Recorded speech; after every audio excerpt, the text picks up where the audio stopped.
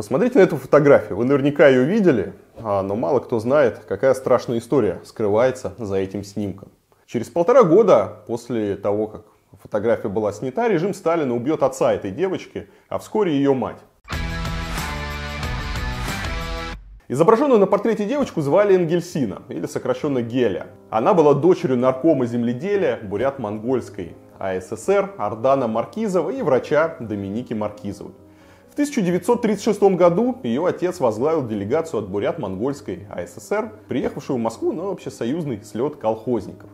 В план мероприятия входила личная встреча со Сталином. Узнав об этом, Энгельсина начала проситься, чтобы отец ее с собой взял на встречу, и после недолгих разговоров он согласился. Папа как-то пришел домой и сказал, что они пойдут на прием к Сталину. Я сказал, что тоже хочу, чтобы папа меня взял к Сталину.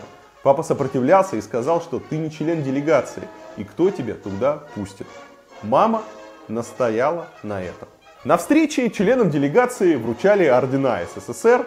Все это сопровождалось длинными речами, торжественной обстановкой, и Энгельсина должна была вручить Сталину цветы после того, как церемония вся закончится. Но ей было скучно ждать, маленький ребенок, поэтому она пошла к вождю во время выступления одной из колхозниц. Нарядили меня очень красиво, мама купила мне новую матроску и дала туфельки, которые папа, конечно, забыл мне сменить. Я потом так и стояла в президиуме в валенках. Мы зашли в зал, все расселись за столики, и тут начались выступления колхозников. Эти бесконечные речи продолжались очень долго. Мне было страшно скучно. Я терпела, а потом встала и пошла.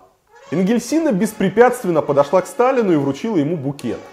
Сталин очень обрадовался, поднял ее на стол и предложил произнести речь. А после того, как Энгельсина выкрикнула «Это вам привет от детей Бурят-Монголии», гости начали кричать ей, чтобы она поцеловала Сталина.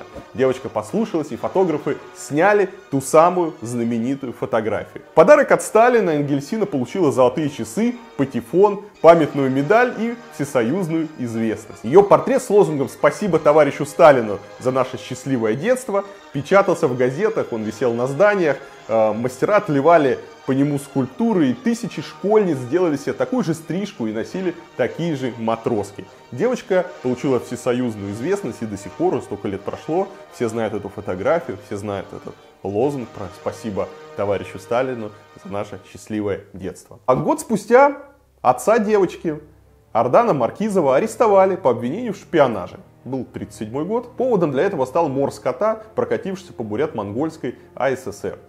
В НКВД решили, что 40 тысяч животных погибли по вине предателя Маркизова. В октябре-ноябре 1937 года на территории Бурято-Монгольской ССР ликвидирована буржуазно-националистическая, антисоветская, пан-монгольская организация, проводившая по заданию японской разведки повстанческую диверсионную деятельность. Одним из руководителей данной организации являлся Маркизов. Под руководством Маркизова большое вредительство было проведено в зоотехническом строительстве, в результате которого скот подвергался простудным заболеваниям и падежу. Отход молодняка составил 40 тысяч голов. Это, я вам процитировал, обвинительное заключение НКВД СССР. В 1938 году Ардана Маркизова расстреляли. На запросы семьи о его судьбе в органах НКВД отвечали, что он арестован на 10 лет без права переписки. Энгельсину и ее мать Доминику отправили в ссылку в Казахстан. Доминика устроилась работать врачом в городской больнице, но спустя 2 года ее нашли мертвой после ночного дежурства. До сих пор точно неизвестно, что с ней произошло. Одна из версий — она совершила самоубийство, отравилась каким-то ядом. Другая версия, что она была убита. Уже во взрослом возрасте Энгельсина в одном из своих интервью